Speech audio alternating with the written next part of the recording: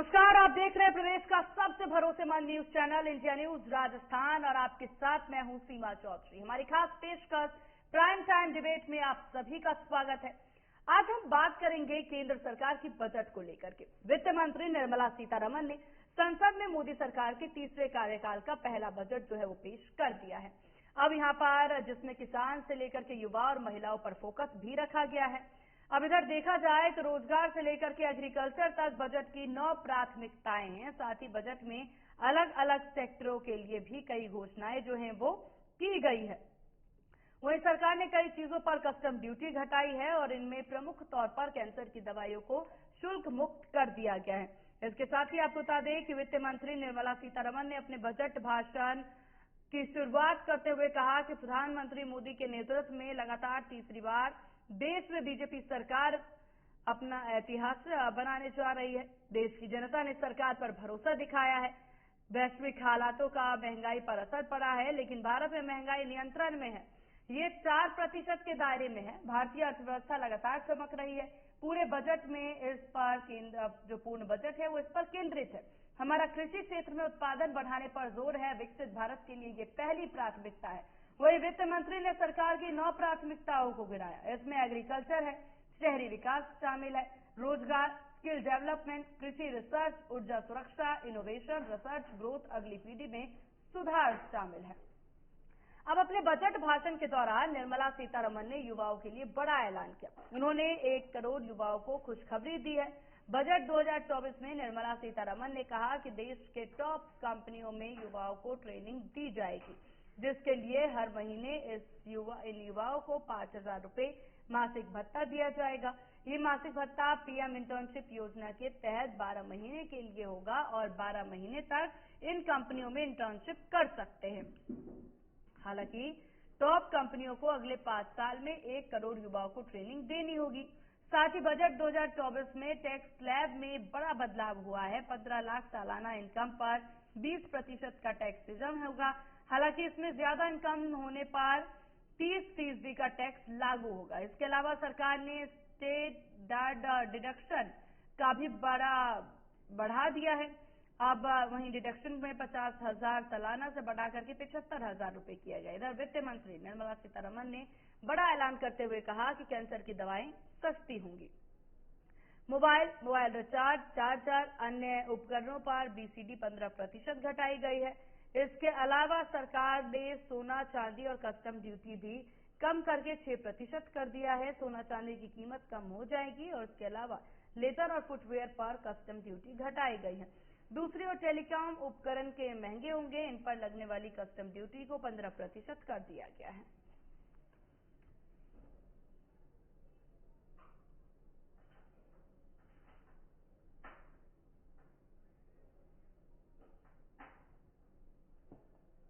This scheme will incentivize additional employment in the manufacturing sector linked to the employment of first-time employees.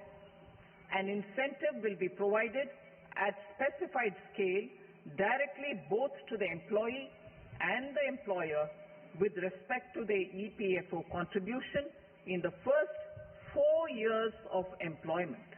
The scheme is expected to benefit 30 lakh youth entering employment and their employers.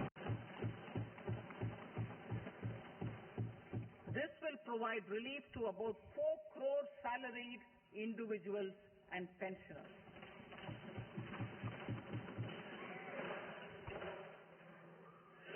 Second, in the new tax regime, the tax rate structure is proposed to be revised as follows. 0 to 3 lakh rupees, nil. 3 to 7 lakh rupees, 5%. 7 to 10 lakh rupees, 10%. 10 to 12 lakh rupees, 15%. 12 to 15 lakh rupees, 20%. And above 15 lakh rupees, 30%. As a result of these changes, a salaried employee in the new tax regime stands to save up to 17,500 rupees in income tax.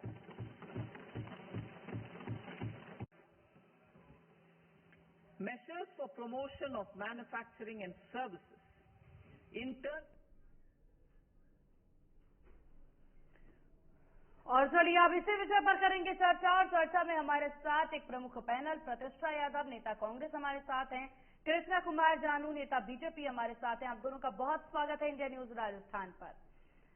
प्रतिष्ठा जी, शुरुआत आप ही से करेंगे क्योंकि budget लेकर के आ गई है मोदी सरकार 3.0, और इस बजट को जहां सत्ता पक्ष जो है बार बार ये कहती नजर आ रही है कि बजट पर सभी का ध्यान दिया गया है, तो आप लोग कुछ खासा नजर नहीं आ रहे हैं खुश।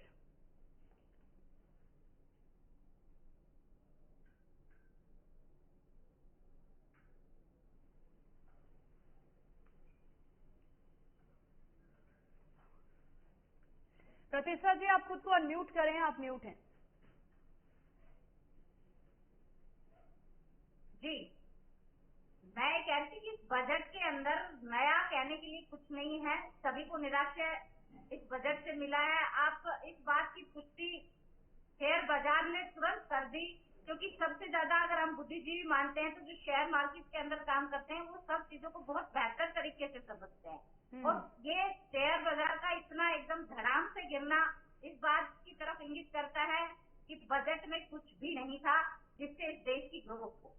अब 47 का सपना दिखा रहे हैं, 47 का सपना दिखा रहे हैं, लेकिन एक चीज आपने भी देखी होगी, तमाम देश के लोगों ने देखी होगी, जब इस मोदी सरकार की ने 2014 के अंदर पहला बजट जब इन्होंने पेश किया, उस टाइम सपना दिखाया गया था 2024 का। 2024 में किसानों की आय दुगनी कर देंगे, रोजगार प्रतिष्ठा जी, कर आपको देंगे। स्पेसिफिक वो कौन कौन से पॉइंट है जो नापसंद आए इस बजट में? देखिए, मैं आपको बता रही ना कि जब 2014 में मोदी सरकार बनी और इन्होंने पहला बजट अपना पेश किया, तो उस टाइम सपना दिखाया गया 2024 का। जब 2024 आई तो ना किसानों की आय दुगनी हुई, ना बेरोजगारी खत्म हुई, महंगाई चरम पर पहुंच गई।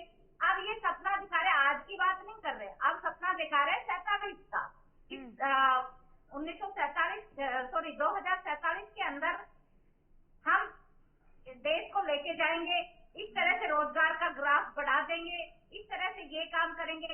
लेकिन 47 तक अगर कोई बचेगा ही नहीं, आम आदमी को तो खत्म कर देंगे। अब इतने साल, 8-10 साल किसानों ने बात देखी, 2024 में आय दोगुनी हो गई, होने वाली है, लेकिन 2024 आया और अब जाने वाला है, लेकिन आय खत्म हो गई है, क्योंकि मोस्टली आप देखेंगे कि पानी नहीं बचा और महंगाई इतनी हो गई कि चीज खाद बीज इतने महंगे हो गए हैं कि किसान बेचारा बहुत सबसे ज्यादा मार अगर कोरोना के बाद में और इस मोदी सरकार की नोटबंदी, जीएसटी और इसकी जिस पर पड़ी है वो इस देश का किसान, इस देश का अन्नदाता है। नहीं प्रतिष्ठा जी, देखिए ये जो चीजें आई कोविड के बाद की बात कर रहे हैं, नोटबंदी की बात कर रहे हैं, हालांकि देश की तमाम जनता इससे परेशान हुई थी, बहुत से लोगों को दिक्कतें हुई हैं, सिर्फ किसान को इस पर डालना ये सही नहीं है। बात शेयर मार्केट को लेकर के आप करती नजर आई थी। 2024 में एक पॉइंट उठाया है कि सभी परेशान है, हर इंसान परेशान है, आम आदमी परेशान है, केवल दो लोगों को तो धन बहुत ज्यादा बढ़ गया, बाकी पूरे देश की गरीबी आपके सामने है। अगर आप सर्वे उठा के देखेंगे तो आपको समझ में आएगा, हम सबको इस चीज से समझ में आएगा कि बेरोजगारी कितनी बढ़ गई है, क्या हालत में देश था 2014 में, महंगाई क्या थी और आज क्या बढ़ गई है। हर चीज पर, दाल बिस्किट, तो आम आदमी के खाने की तमाम चीजों पर रेट बढ़ गए हैं। तो ये चीजें इससे सभी प्रभावित है। किसान का तो एक मुद्दा मैंने इसलिए उठाया कि उन्होंने एक बात रखी थी कि 2024 में आय दोगुनी कर देंगे, लेकिन आय पूर्ण रूप से खत्म हो चुकी है किसान का आज जीवन यापन करना बड़ी मुश्किल है। आज जो किसान जिन पर कर्जा है वो लोग किसान आत्महत्याएं कर रहे हैं, क्योंकि किसान एक बहुत स्वाभिमानी अन्नदाता को हम मानते हैं, उनका स्वाभिमान बहुत होता है, वो किसी के सामने गिड़गिड़ा नहीं सकता और वो मौत को गले लगा लेता है। तो आज मोदी सरकार के अंदर आप पूरे देश के आंकड़े उठाकर ले लीजिए, केवल राजस्थान का नहीं। और बात अगर राजस्थान के परिप्रेक्ष्य में की जाए तो आप देखिए कि बजट के अंदर राजस्थान के लिए क्या दिया, कुछ भी नहीं दिया। केवल और केवल डबल इंजन का सपना राजस्थान की जनता को जरूर मोदी जी यहाँ आए, दिखा के चले गए। किसान सम्मान निधि बढ़ाने का 12,000 करने का सपना भी दिखाया था किसानों को, लेकिन मिला क्या, केवल ठेंगा। तो इस बजट को मैं एक तरह से पूर्ण रूप से फेलियर मानती हूँ और ये सच्चाई है, ये हम सबको समझनी पड़ेगी कि आज आप कुछ भी कहिए या कुछ लोग कुछ बोल रहे हैं, किसी को हो सकता है थोड़ा बहुत बेनिफिट हो, लेकिन अगर तमाम चीजों को हम ध्यान में रखें तो एक शेयर मार्केट जब बजट पेश होता है तो उसके बाद बड़ी ग्रोथ की उसमें उम्मीद करते हैं कि एकदम उछाल आएगा, लेकिन बजट में जो था उससे इतना नैराश्य आया कि 1200 तक लुढ़क गया शेयर मार्केट, एकदम से इतना धड़ाम से गिरा। तो ये चीजें मैं नहीं कर तथ्यों पर अगर हम बात करें तो ये निश्चित रूप से केवल छलावा है, केवल धोखा है। जनता के साथ एक विश्वासघात जो चुनाव में वादे किए थे वो तमाम वादे धरे के धरे रह गए। लोगों को उम्मीद थी कि शायद तीसरी बार आ रहे हैं मोदी जी तो कुछ तो आम आदमी की सोचेगा, लेकिन आम आदमी के लिए कुछ नहीं सोचा गया। अब सोने पर मान लो एक्सपोर्ट करने पर टैक्स हटाया है, तो इम्पोर्ट करने पर, तो सोना इम्पोर्ट करके और सोना खरीदता कौन है? एक आम आदमी कहाँ सोना खरीदता है? एक गरीब कहाँ सोना खरीदता है? उसके आवश्यकताओं की पूर्ति नहीं हो रही, सोने के दाम इतने बढ़ते हैं।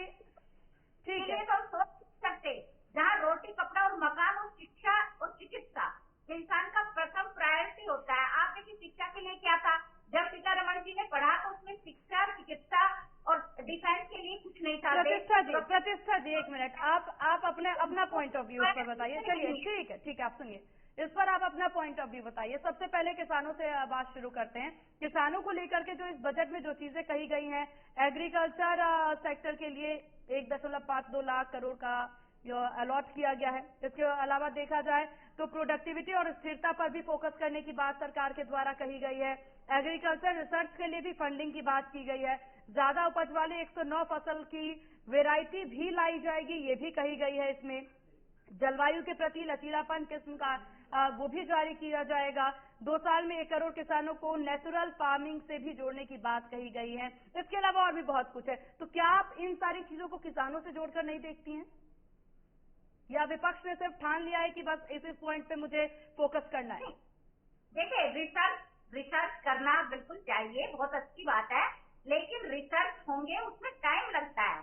आज किसानों को बेनिफिट क्या मिला? आज किसानों को उम्मीद थी कि जो 24 फसलें एमएसपी के अंदर हैं उनमें से कुछ बढ़ाएंगे, लेकिन उसमें कुछ नहीं बढ़ाया। या समर्थन मूल्य को बढ़ाएंगे, क्योंकि एक उम्मीद ये भी थी कि लागत मूल्य को लगाकर और उसके साथ किसान की जो मेहनत है उसको लगाकर जब मूल्य तय होता है तो उससे किसान हमारे देश का किसान सशक्त होगा। लेकिन किसान सशक्त करने की तरफ कहीं अग्रसर नहीं है। आप रिसर्च करेंगे, इसमें बहुत टाइम लगता है और करना चाहिए, क्योंकि भविष्य के लिए जरूरी है कि किसान अच्छे सीड हमारे पास आएंगे, उन्नत किस्म की जब फसल हम बोएंगे तो निश्चित रूप से पैदावार बढ़ेगी। लेकिन उसके साथ जल प्रबंधन की जो सिचुएशन है वो बहुत आज बहुत ही मेरे ख्याल राजस्थान। चलिए ठीक है प्रतिष्ठा जी, आपके पास वापस आएंगे, महिला और शिक्षा पर भी बातचीत करेंगे आपसे। ठीक, कोई बड़ा फोकस चलिए ठीक है, आएंगे आपके पास। हमारे साथ बीजेपी से भी नेता बने हुए हैं कृष्ण कुमार जानू जी। कृष्ण जी, अगर यहाँ पर देखा जाए जिस तरह की बातें कही जा रही हैं प्रतिष्ठा जी के द्वारा, किसानों को लेकर के, रोजगार को लेकर, शिक्षा को लेकर, इन सब पर आप जवाब दीजिएगा, लेकिन एक सवाल मेरा भी, बिहार और यहाँ पर आंध्र प्रदेश पर जिस तरह से फोकस किया है इस बजट में, बाकी राज्यों को दिक्कत उत्पन्न हो गई है, उन पर फोकस क्यों नहीं?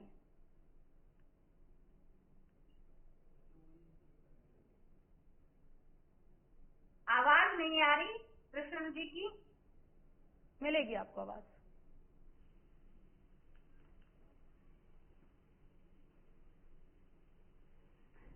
चलिए, तो उनकी जरा नेटवर्क इशू है। प्रतिष्ठा जी, चलिए आप ही से बात फिर से शुरू करते हैं। उनकी आवाज जब तक आएगी तब तक आप ही बोल लीजिए। यहाँ पर महिलाओं को लेकर के हम बात कर रहे थे और शिक्षा को लेकर के बात कर रहे थे। स्पेसिफिक ये उम्मीद जो है शिक्षा को लेकर के बार बार की जा रही थी, खासतौर पर प्राइवेट स्कूल से हमेशा दरख्वास्त की जा रही थी कि प्राइवेट स्कूल पर सरकार ध्यान दे। आप लोग क्या चाहते थे, शिक्षा में पर किस तरह से फोकस किया जाए सरकार के द्वारा? निश्चित, आपने एक चीज बड़ी सरप्राइजिंग करने वाली यहाँ पर आज के बजट में सामने आई कि जब हमारी जो वित्त मंत्री जी ने जब प्रायोरिटी पढ़ी, क्या क्या चीजें प्रायोरिटी में है, तो उसमें शिक्षा का नाम तक नहीं है। ये बड़ी आश्चर्य की बात है, क्योंकि शिक्षा सबसे ज्यादा प्रायोरिटी शिक्षा की होनी चाहिए। सरकारी स्कूलों की दशा ऐसी है कि कोई भी वहाँ अपने बच्चों को मेरे ख्याल बहुत ही मुश्किल से भेजने की। प्रतिष्ठा जी, क्या ये स्कूलों की दशा आज से ऐसी है या फिर 2014 से ऐसी है? 2014 से वो और ज्यादा बढ़ गई है, और ज्यादा। उससे पहले आप मुझे एक बात बताइए, सिर्फ एक छोटी सी बात का मेरा जवाब दीजिए कि जब वित्त मंत्री जी प्रायोरिटी पढ़ रही थी, उन्होंने 9 प्रायोरिटी पढ़ी, तो 9 प्रायोरिटीज में शिक्षा का ना होना क्या वास्तव में एक आश्चर्यचकित करने वाला चीज नहीं है? बिल्कुल है। देश की शिक्षा प्रायोरिटी में नहीं है, इस देश के लिए चिकित्सा प्रायोरिटी में नहीं है, चिकित्सा प्रायोरिटी में होनी चाहिए। कैंसर की दवाइयों पर छूट की बात कही गई है। जी कुछ बोल रहे थे आप? जी, कैंसर की दवाइयों को भी सस्ता किया गया है। इन दवाइयों को सस्ता किया गया है। कैंसर का इलाज पूर्ण रूप से फ्री होना चाहिए। आज हर तीसरा चौथा व्यक्ति कैंसर से पीड़ित आपको मिल जाएगा, अगर आप ग्रामीण एरिया को हम बहुत मजबूत मानते हैं, लेकिन वहाँ पर भी हम जाके देखते हैं तो जांच करवाने पर इजी मतलब जो टिपिकल सुनने को मिलती थी रेयर और रेयर, वो आज बहुत एक तरह से एक आम सी बीमारी हो गई है। तो इस पर हमें मतलब इसकी जांचों से लेकर तमाम चीजों पर, क्योंकि कैंसर का जो इलाज है वो बहुत महंगा है, तो इस पर सरकार को विशेष ध्यान देना चाहिए था और इसके लिए और ज्यादा करने की जरूरत थी।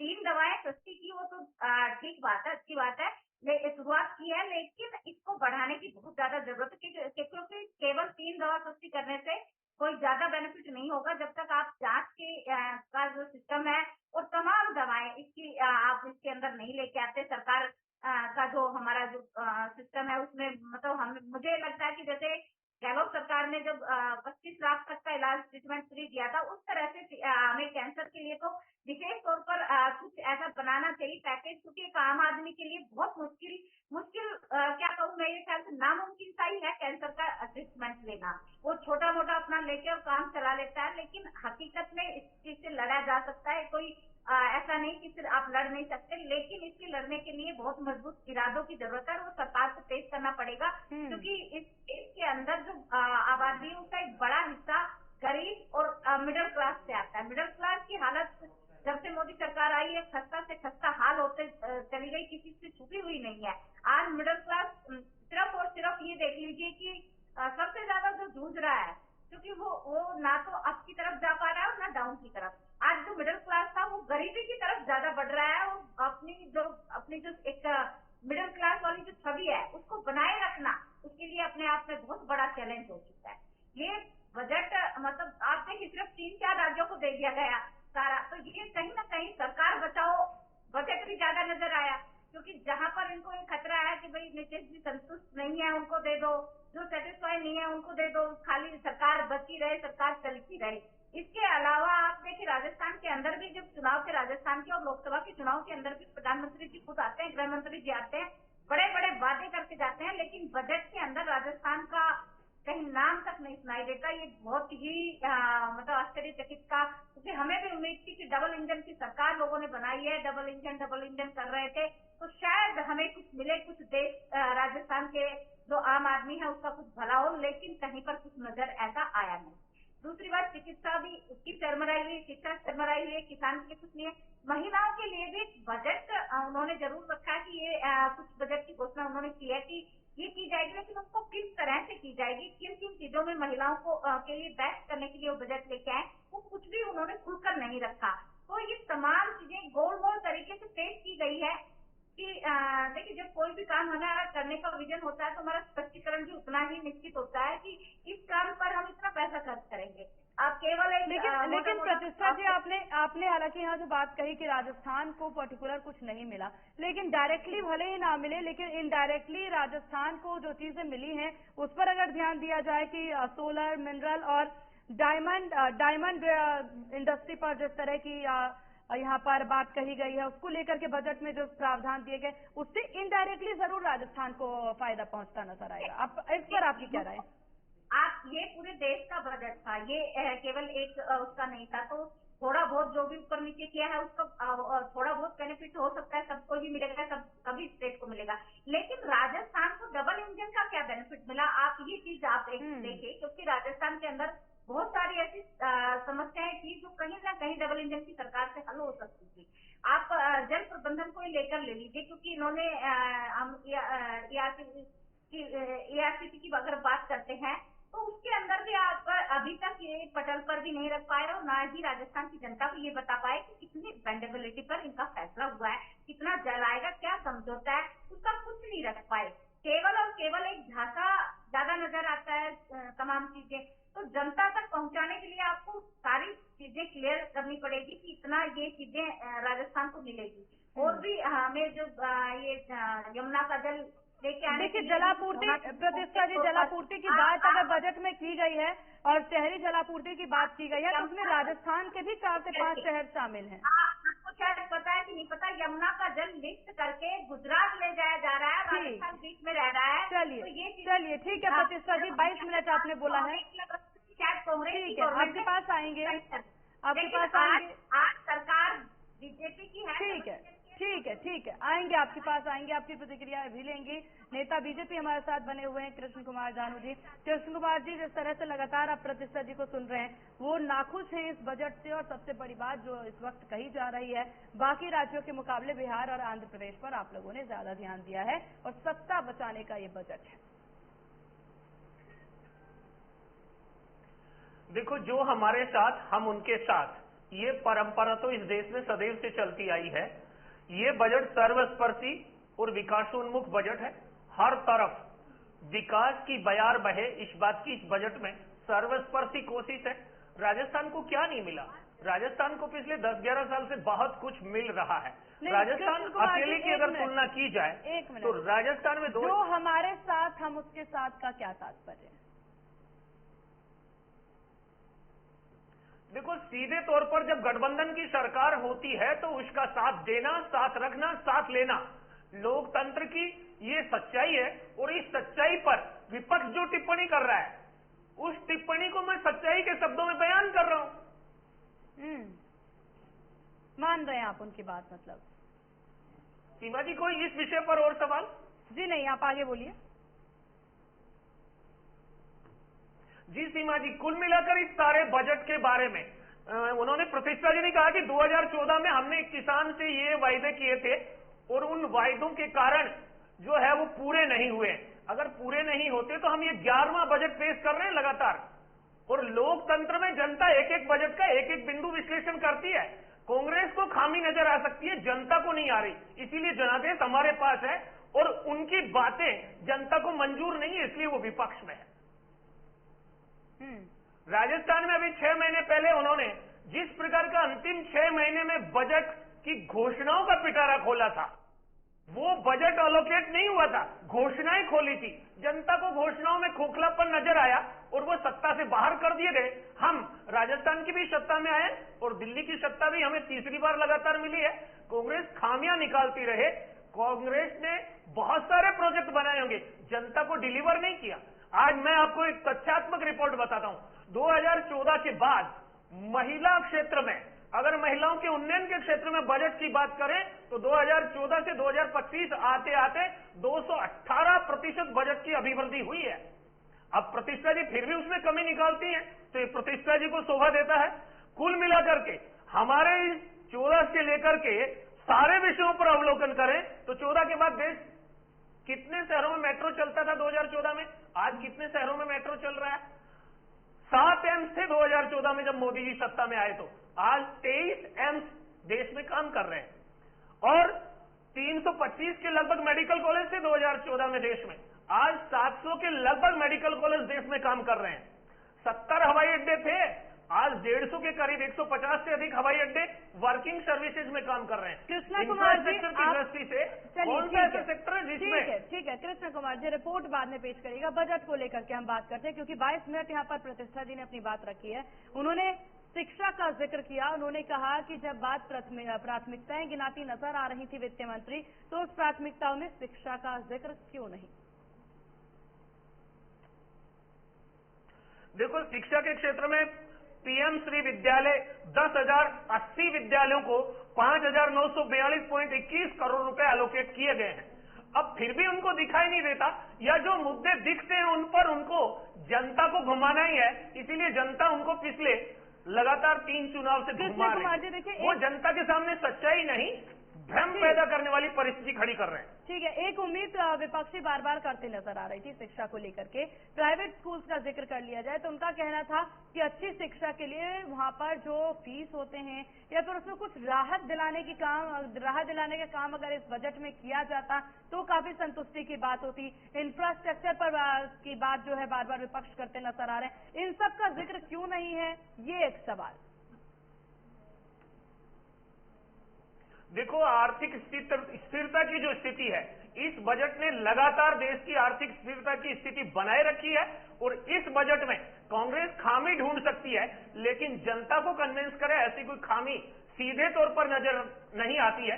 प्राइवेट स्कूल की फैसिलिटी और इंफ्रास्ट्रक्चर जो होता है, गवर्नमेंट स्कूल की फैसिलिटी और इंफ्रास्ट्रक्चर से कम है। सरकार को उस दिशा में काम और कदम तब उठाने की स्थिति होती है जब सरकार वैकल्पिक व्यवस्था दे पाए, अन्यथा तो इस कंपटीशन में आज प्राइवेट हॉस्पिटल जो हैं और गवर्नमेंट हॉस्पिटल दोनों की फैसिलिटी में जो अंतर है, इस सारे के लिए मोदी जी की 10 साल की सरकार नहीं, 60 साल जिन्होंने सरकार चलाई उन्होंने क्या किया था। सवाल इस बात का भी है कि जब आपने फैसिलिटी और तुलनात्मक स्ट्रक्चर बराबर का खड़ा नहीं किया तो अंतर तो रहेगा। आप वंदे भारत एक्सप्रेस और एक सामान्य ट्रेन के किराए की चर्चा करेंगे तो जब वर्ल्ड क्लास सुविधा लेंगे तो उसका भुगतान भी वर्ल्ड क्लास ही करना पड़ेगा।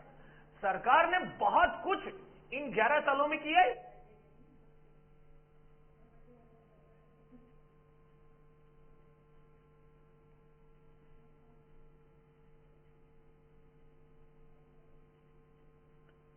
चलिए ठीक है कृष्ण कुमार जी, आपने तमाम बातें गिनाई है। प्रतिष्ठा जी लगातार हमारे साथ बनी हुई हैं। प्रतिष्ठा जी, आपने बात सुन ली है सत्ता पक्ष की, वो बातें बताते भी नजर आ रहे हैं, जिक्र भी करते नजर आ रहे हैं शिक्षा से लेकर के तमाम चीजों का, और एक सवाल उन्होंने 60 साल के सरकार पर भी खड़ा किया है, जवाब पेश करिए। हालांकि उनकी आवाज बहुत क्लियर से मेरे पास नहीं आ रही थी, लेकिन एक चीज तो मोटा मोटी मैं उनकी बातों से ये ऑब्जर्व की कि केवल और उनकी मजबूरी भी मेरी समझ में आती है, क्योंकि वो कुछ बोल भी नहीं सकते। उनका जो काम ही यही है कि वो अपनी सरकार की तारीफ करें, बजट की तारीफ करें, वही वो कर रहे थे। तो 60 साल का ही जवाब आप मांगते रहेंगे या आपने जो वादे किए थे उनके बारे में भी आप बात करेंगे?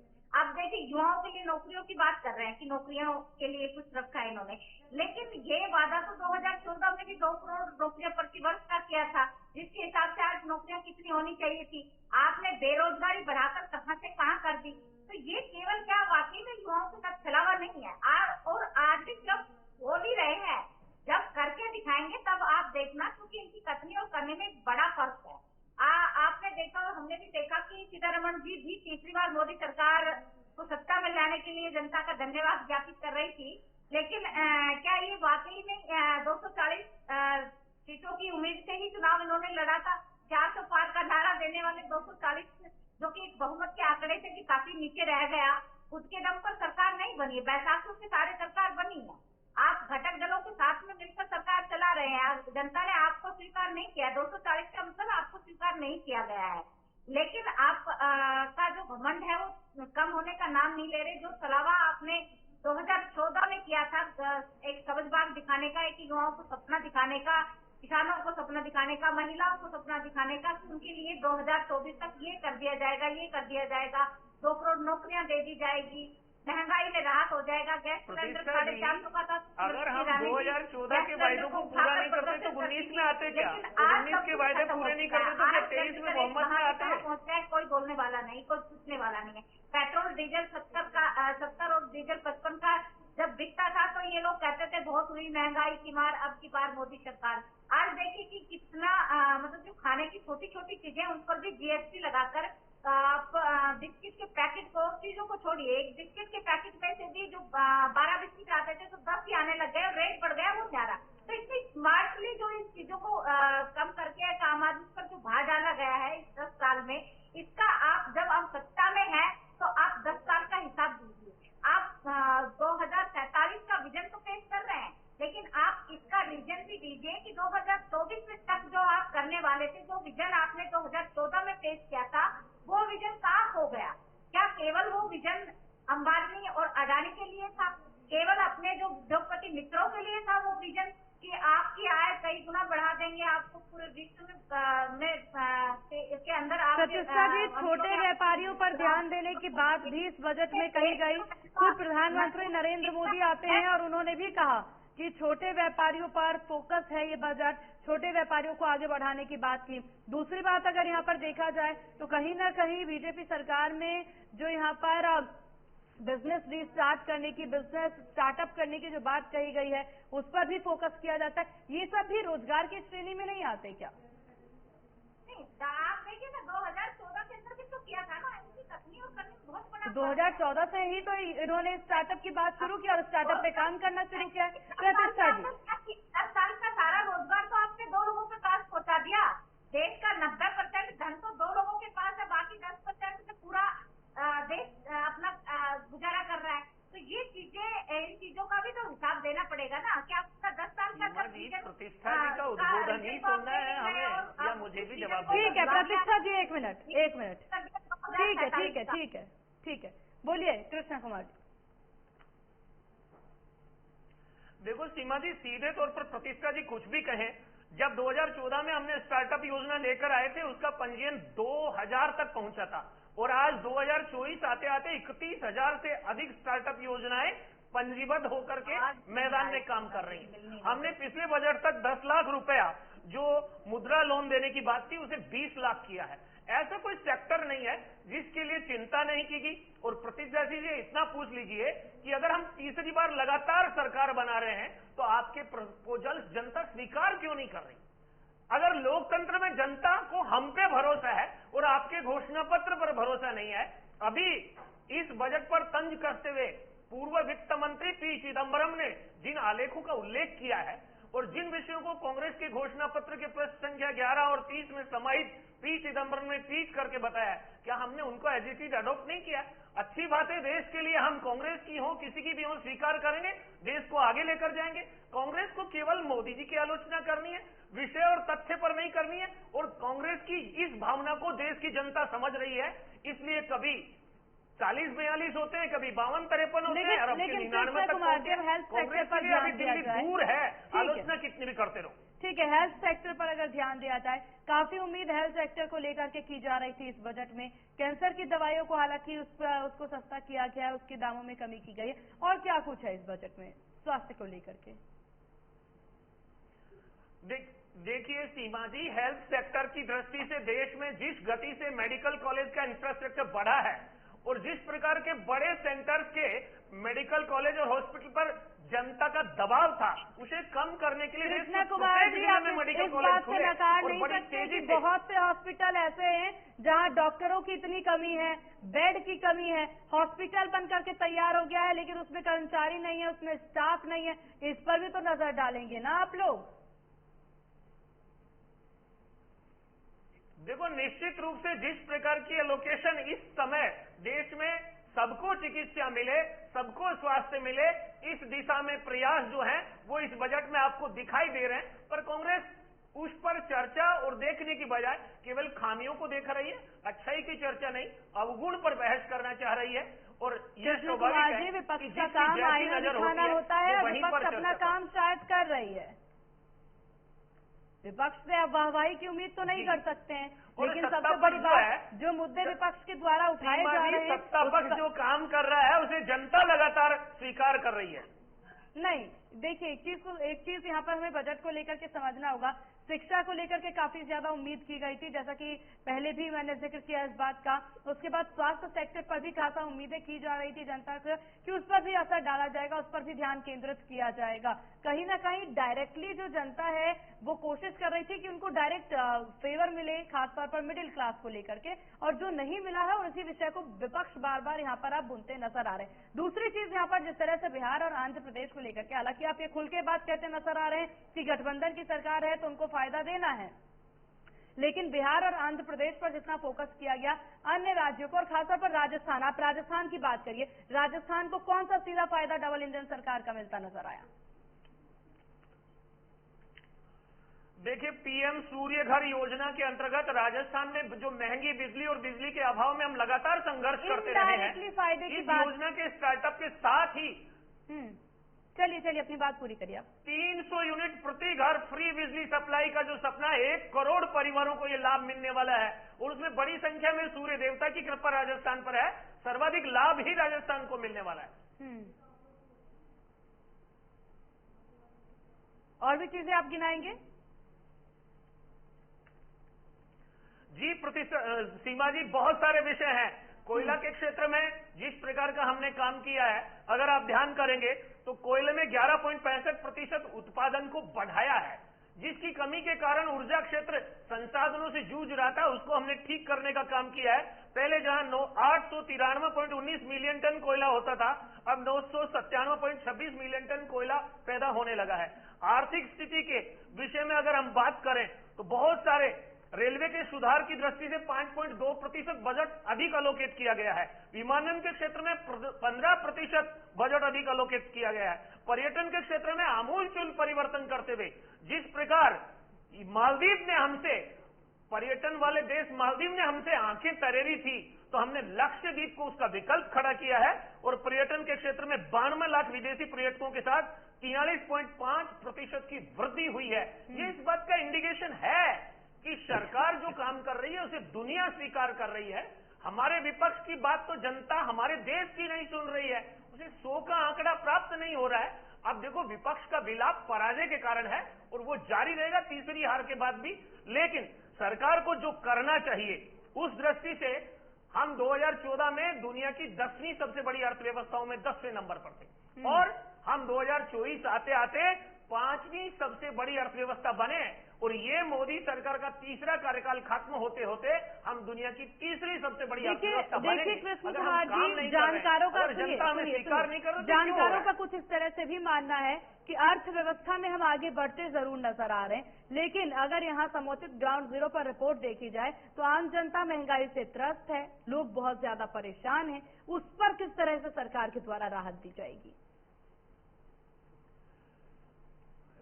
सीमा जी, महंगाई और जो बेरोजगारी है, दो जो विषय हैं अभी वर्ल्ड वाइड है। दुनिया में महंगाई का सीधा सा कारण है कि रशिया और यूक्रेन 2 साल से लड़ रहे हैं और दुनिया की रसोई में आटा सप्लाई यूक्रेन से होता था।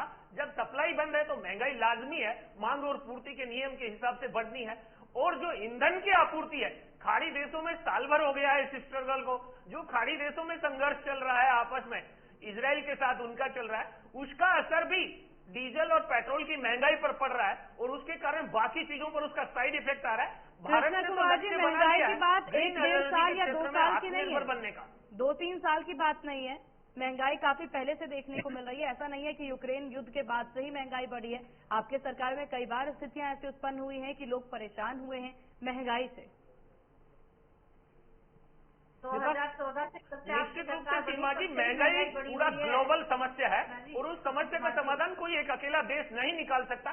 फिर भी दुनिया में हमने चावल के निर्यात पर, जो बासमती गैर बासमती चावल के निर्यात पर रोक लगाकर महंगाई को कंट्रोल करने की कोशिश की है। और अब तो ऊर्जा के क्षेत्र में हमने रूस के साथ अभी यात्रा में जो परमाणु ऊर्जा का समझौता किया है, उसके परिणाम भी आएंगे। बहुत से ऐसे सेक्टर हैं जिसके कारण हम अब तक आत्मनिर्भर नहीं थे, आत्मनिर्भर बनेंगे तो उन समस्याओं का भी समाधान करेंगे और दुनिया की अर्थव्यवस्था में हम फिर भी ठीक स्थिति में हैं। बजट की चर्चा, चलिए आएंगे आपके पास आएंगे। प्रतिष्ठा जी, आप कुछ कह रही हैं? मैं कहती 2014 से ही महंगाई बढ़ी हुई है। पेट्रोल, डीजल, गैस, तमाम चीजें 2014 से ही महंगी है। जब से आपकी सरकार आई है तब से आपने कहा कि देश के हित के लिए आपने तमाम चीजों के रेट बढ़ा दिए गए, लेकिन वो देश का हित तो कहीं नजर नहीं आया। नजर आया तो केवल बीजेपी का हित सुरक्षित ज्यादा नजर आया। आपके जो ऑफिस कहीं हुआ नहीं करते थे, आपके आज हर कार्यालय लेवल, आपके हर जिला लेवल पर आपके आज हर जिला लेवल पर एक 5 स्टार जैसे कार्यालय आप लोगों ने खोल लिए। ये तमाम चीजें आपने पेश की है। इस 10 साल के अंदर आपने भेजा, जो सरकारी हमारी एजेंसियां, उनका दुरुपयोग आपने किया है। तो केवल विपक्ष का माइक बंद करने का काम बड़ी खूबसूरती से आपने नई परंपराएं बहुत सारी इस देश के अंदर डाल दी। आज डिफेंस की हालत आपको चीन आंख दिखा रहा है आपकी सीमा के अंदर। पूरी डिबेट में आपको अकेले 22 मिनट से अधिक बोलने का मिला, माइक तो आपका चालू है। कहीं पर भी आपने सुरक्षा के ऊपर भी आपने बजट के अंदर कुछ नहीं रखा विशेष। कि आप कैसे प्रतिष्ठा जी, आज से पहले के अगर सिर्फ वित्त मंत्री निर्मला सीतारमण की बात कर लें तो उनके द्वारा 7वां बजट पेश किया गया है। इससे पहले जो भी बजट पेश किया गया था उसमें सबसे ज्यादा ध्यान जिस सेक्टर पर दिया गया था वो डिफेंस सेक्टर ही रहा है। इसके बावजूद अगर विपक्ष ये कह रहा है तो ये बात समझ नहीं आ रही। क्या वाकई में हम सुरक्षित हो गए? क्या इसकी पूर्ति हो गई है? कि आज आप देखिए कि अग्निवीर के नाम पर जो आज के युवाओं के साथ जो सलाह हो रहा है, अग्निवीर के लिए भी युवाओं को बड़ा भरोसा था कि शायद अग्निवीर के लिए भी कुछ किया जाएगा, उनको सैनिक उनको शहीद का दर्जा दिया जाएगा। तो अग्निवीर नापसंद होने का मुख्य कारण क्या है प्रतिष्ठा जी? देखिए, आप खुद सोचिए कि जब नौकरी करने की उम्र होती है जब तक वो आ जाता है 5 साल, आप एक छोटी सी ट्रेनिंग दे के उनको देश की सुरक्षा के लिए भेज रहे हैं। आप जब तक उनको वेल तरीके से ट्रेंड नहीं करेंगे सैनिकों को, तब तक वो देश की सुरक्षा कैसे कर पाएंगे? अब वो जो आधी सीखी हुई ट्रेनिंग से अधकचरा ज्ञान से सुरक्षा के लिए जाते हैं, वो शहीद होकर आ जाते हैं, तो उनके परिवार का क्या हालत होता है? एक 20-25 की उम्र में एक बच्चा जो शहीद होके आ रहा है, तो आप उस शहीद के परिवार का दर्द समझिए, क्योंकि वो पूरी लाइफ कितना अपने परिवार को प्रोटेक्ट करता। प्रतिष्ठा जी, कुछ देश ऐसे भी हैं, सुनिए प्रतिष्ठा जी, कुछ देश ऐसे भी हैं, आपकी जानकारी में भी होंगे वो देश, जहां पर बालिग होते ही युवकों को फौज में जाना ही होता है। ट्रेनिंग तो होती है ना, अग्निवीर को हम इस ट्रेनिंग के तौर पर, जी बोलिए। सीमा पर खड़े हो जाओ, ऐसा थोड़ी होता है। एक लंबी ट्रेनिंग होती है। मैं ये नहीं कह रही कि आपका वैसे भी तो सेना के अंदर तो बच्चे 10वीं पास करते ही सेना में जाना चाहते हैं, लेकिन उसके लिए जब आप सेना में भर्ती ले ली तो उसके बाद आपको ट्रेनिंग का जो टाइम पीरियड है जो आपने अग्निवीर का रखा है वो इतना एफिशिएंट नहीं है कि वो एक सैनिक की पूरी अपनी जो रिस्पॉन्सिबिलिटी को वो निर्धारण कर पाए। तो वो चीजें हम फोकस करनी पड़ेगी कि हमें ट्रेनिंग पर विशेष ध्यान देना पड़ेगा, चाहे अग्निवीर हो चाहे हमारा सैनिक हो, क्योंकि जो देश की सुरक्षा के लिए अपनी जान गंवाता है वो शहीद ही होना चाहिए। वो अग्निवीर अलग और शहीद अलग। आपने सेना को भी 2 टुकड़ों में विभाजन कर दिया। ये बड़ी मैं तो चूक मानती हूँ कि देश की सुरक्षा के लिए ये खतरा है, क्योंकि इतनी कम। चलिए, जल्दी से वक्त की थोड़ी सी कमी, जल्दी से इस पर जवाब ले लेते हैं कृष्ण कुमार जी का। जी, समर्पित नहीं हो पाता उसकी भावनाएं। ठीक है प्रतिष्ठा जी, सीधे तौर पर प्रतिष्ठा जी से एक बात पूछ लीजिए कि सेना की रेगुलर भर्ती में कोई कटौती की गई है क्या?